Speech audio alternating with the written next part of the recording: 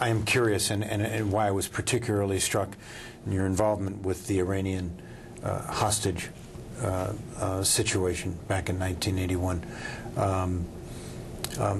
And obviously what we're dealing with now in the world, the geopolitics, is the terrorist threats. How does what you're doing in terms of negotiation apply in those contexts? In other words, in going into Iraq, there were many who would say, there is no negotiation with this guy. Can you negotiate with terrorists, I guess, is the core of my question. But George Bush has said, don't negotiate with bad people. I'd much rather negotiate than fight. And probably my World War II experience in the war.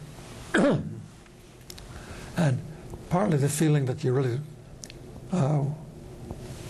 want to understand the people. I'd rather talk to find. So I'll talk with anybody. My personal security, I'm not going to walk into a group of hijackers. What would you say to those folks who would call you a naive dupe?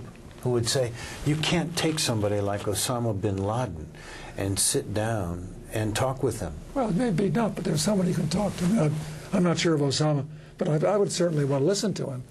I learn much more by listening than I do by judging him from a distance. I learn much more. The Ayatollah Beheshti, getting to talk with him in Iran, we talked by telephone for a long time and got to know him. I said, what do you want? What do you care about? What are you interested in? Let's talk about that.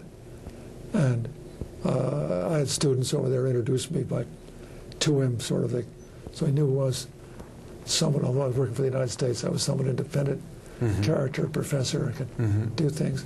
But I would like, I think people who think they can judge a terrorist without,